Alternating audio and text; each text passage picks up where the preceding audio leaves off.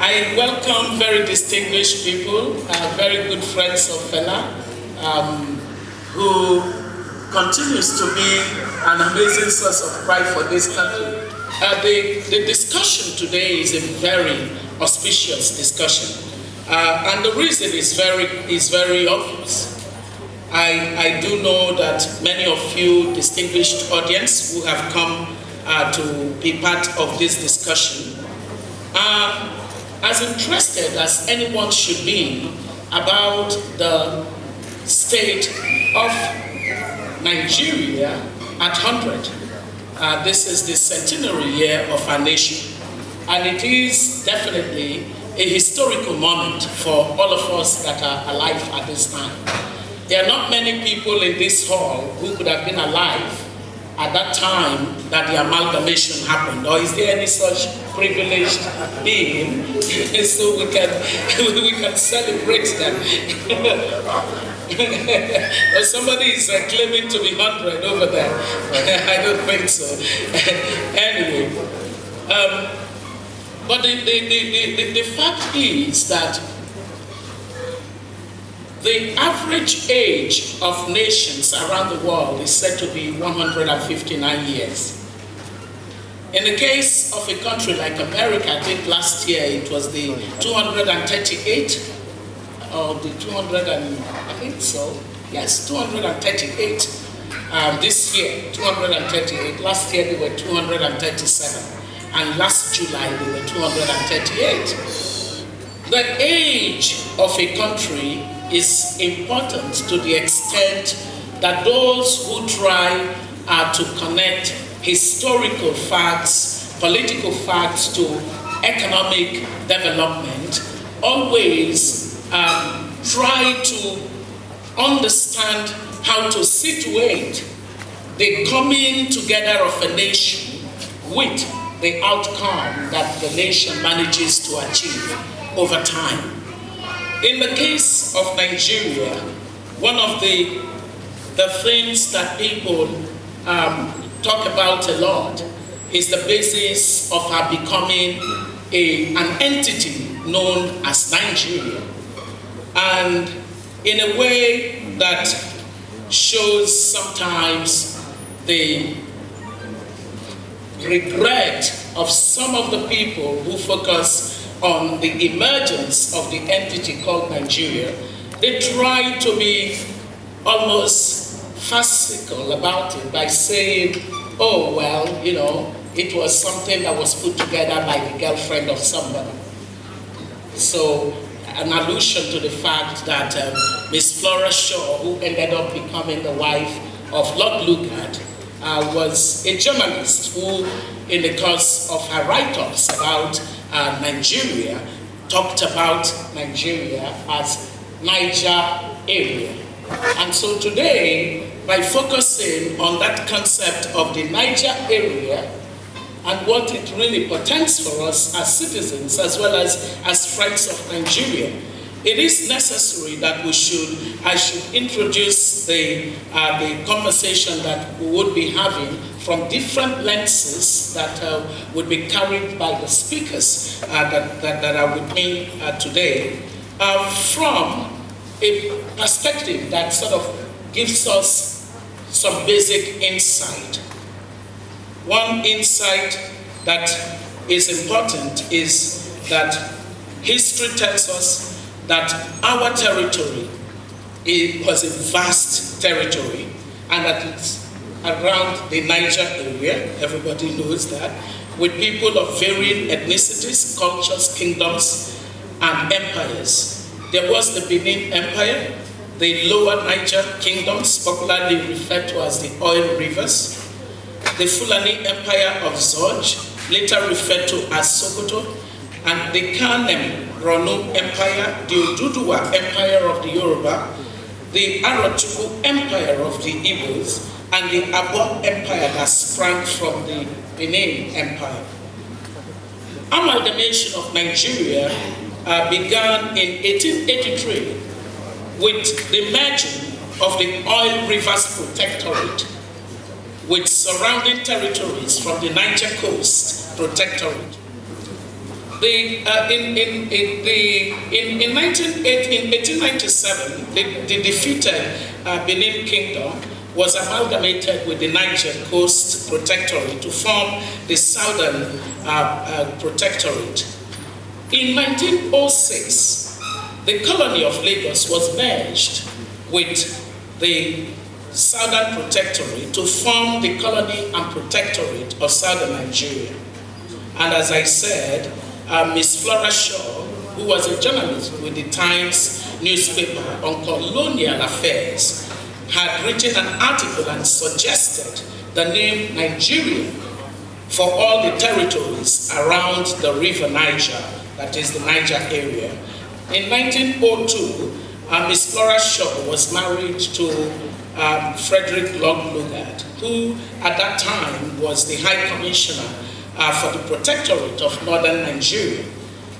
And, you know, by very interesting stroke of fortune, he ended up as the Governor General of Nigeria. And so she became what you today call First Lady. The Nigerian state was therefore created on January 1, 1914, by the amalgamation of the Protectorate of Northern Nigeria and the Colony and Protectorate of Southern Nigeria. And those two protectorates ceased to exist as separate legal entities and were replaced by the single entity called the Colony and Protectorate of Nigeria. The period between 1914 and 1960 saw the growth of nationalism and agitation for independence. 100 years after, there is urgent need for the territories to reconvene on a negotiation table and to agree on terms to either continue the amalgamation or to regain their pre-1914 autonomies. Another school of thought, these are the ones that think the amalgamation from the very beginning was a big mistake. You might find some of them in this hall right now. I dare not ask them because their voices may be too loud for us to control. Those ones feel that the amalgamation that happened in 1914 has not in any way delivered any tangible accomplishment because our differences stand in the way of that. Our differences, ethnic, religious, tribal, language, and whatsoever else you might have to throw in that pack, outweigh our similarities, these school of thought normally say. According to them, the fact that we're all Africans might have misguided the British government in the amalgamation. Because we may be Africans, but we're not the same people. That's what they say. Those who blame the British for the amalgamation say there should never have been a Nigeria, that the various ethnic groups had nothing in common. Oh, I hear this conversation sometimes. He says, what exactly do I have in common with so and so? That's the man rooting for a united Nigeria. Africa, good, I love you. You know, so this school of thought anchored their stand, or rather they anchored their stance on quotes like this. Since 1914, the British government has been trying to make Nigeria into one country. But the Nigerian people themselves are historically different in their backgrounds, in their religious beliefs and customs, and do not show themselves any sign of willingness to unite.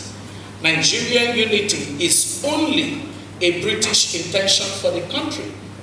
Now, they quote this, which was spoken by Sir Abubakar Tafawa Balewa in 1948, before he became a part of the group that worked toward that unity. Are you following so far? So there are 2 schools of thought already. Now there is a third one, and I belong to this school of thought. With all the education that God has offered me, one thing that I have not stopped to believe is God. I absolutely and totally believe in the divine. And when it comes to creation of individuals and creation of nations, I believe that there is the act of God underlying many things that man or woman may have done. And so I belong to the group that believe that we were amalgamated by the acts of the British, but that if we were not meant to be one country, it would never have happened. And so that the divine will of God underlined the amalgamation of our country. And I take my reference, knowing a little bit of my Bible, by virtue of the fact that I also am a pastor's wife. And so I do know that in Acts of the Apostles, chapter 17, from 20 to about 26, you would hear Apostle Paul talk about the basis of nations and said that God, who in his own power is able to make a people of one blood, and he sets the bounds of their habitation. Now, that is instructive, that God makes a people of one blood and then sets the bounds of their habitation. So we are not an artificial creation. I do not think that this is a mere geographical expression. I think that we are indeed a geographical reality. What we are missing is yet the opportunity to take ourselves from a mere geographical reality to a reality indeed of greatness as a people. A people united around a common vision. Let me give some considerations. Nigeria was not the only country created by the British for administrative purposes. Ghana had over 100 tribes and has had a number of violent ethnic crises, even as recently as 1994. But I hardly ever hear the Ghanaians say, let's go back to pre-independence autonomy of our little groups. Cameroon has over 260 ethnic groups, but they have managed to just bumble along, even with the French and English dichotomy in that country. I do want to state that the mistake may not have been in the amalgamation of 1914, but can squarely be said to lie in the lack of our ability to have built a consensus on who we would be following the departure of those that brought us together. There was a common enemy in the form of the colonial master. So a shared vision was found. A common purpose was articulated.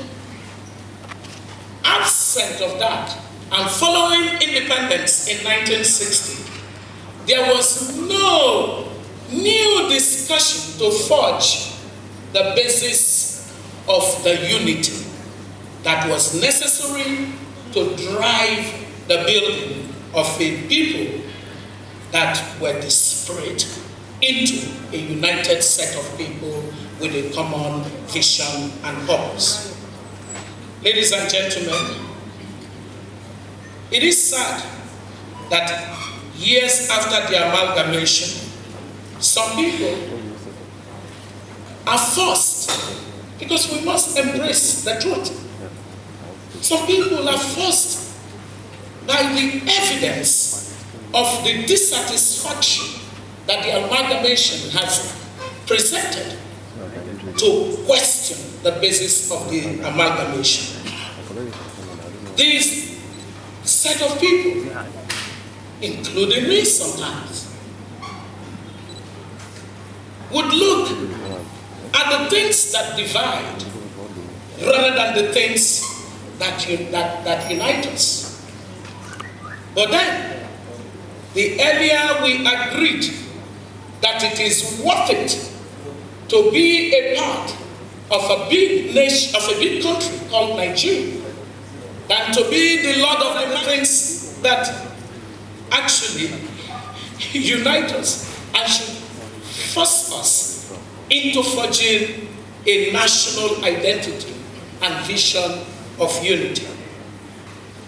I will ask you, and you tell me what ethnic group these things belong to. Poverty. Does it have an ethnic group in Nigeria? Okay, very good. Unemployment? Everywhere. Okay. Maternal and child mortality? Everywhere. Food insecurity and malnutrition? Everywhere. And then, the most important driver that economic research has shown to be the reason why you have the things that I mentioned. Corruption. So clearly, what you have enabled us to establish this morning is that we do have issues that should create the basis for our agreement to work as a united group of people determined to move from low performance that amalgamation has so far produced to a nation that maximizes its incredible endowment of human beings. It was very interesting to see that two gentlemen were puzzled as to why nations fail. And they took time to study it. Daron Acemoglu of MIT, Massachusetts Institute of Technology, as well as his good friend, James Robinson, from Harvard University, decided to spend time to study what is it that explains why some nations managed to get together and make it, and others did not. And one of the very key points that they made in that book, which I recommend to every one of you who has not read it yet, is that ethnicity is not a good reason for a nation to fail. Multi-ethnicity. Multi-ethnicity does not explain a basis scientifically for failure. Otherwise, one very multi-ethnic country that we know of is the United States of America. As multi-ethnic as you can imagine. Then they dismissed that your geography should be the basis upon which you failed. Because they said there are clear evidences of successful countries that are tropical as well as non-tropical. They also looked at the matter of the size of the nation, because some people make an excuse that the country is too big. And I'm thinking, okay, relative to what? Because these two academics looked at countries bigger than our country and saw that they have managed to forge a pathway toward their progress. Nigeria sure is not bigger, whether it's in size, territorial size, or in terms of population size, than China and India. And they have failed to the point where they have managed to find a way to begin to succeed. So they looked at all of these factors and dismissed them as a basis to explain the failure. What came out interesting in that book is that they ended up with one clear reason that nations fail. Not that there is a single solution or that there is some silver bullet, but one thing was clear, that to the extent that a people in the territory are able to forge the evolution of institutions that govern their incentives and their disincentives, they ultimately manage to carry themselves on a race to the top rather than a race to the bottom. Should be clear. Societies that place premium on incentivizing each citizen with the equality of opportunity to be the best that they can be, and to do this on the basis of clear adherence to the rule of law, where the rule of law is greater than the rule of man, have often ended up being able to define the basis for individual greatness that satisfies, because people have a sense that their stake is well protected by the equality of opportunities to be the best that they can be. I hope you heard me right. Equality of opportunities, not equality of outcomes. Because equality of opportunities is that we would agree that everybody is entitled to certain basic services, whether they be from the north, the east, or the west, that a vibrant nation state would provide those opportunities, and that every child born within the territory would know that they have that opportunity, and that that opportunity, well regulated through institutions and systems that empower their competitiveness, would strive to be the best that they can be. In that environment, what begins to happen is that no longer will the mineral under the earth be the most important thing for that country. Suddenly, the human citizens become the most important asset.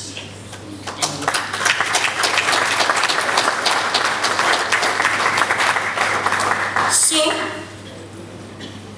these researchers and authors ended up with a sense that a people of a country can aspire to work toward this, but it has to be based on the fact that the citizens agree that there is something worth working toward.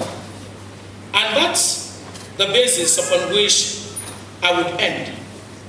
A unified vision for our nation is possible.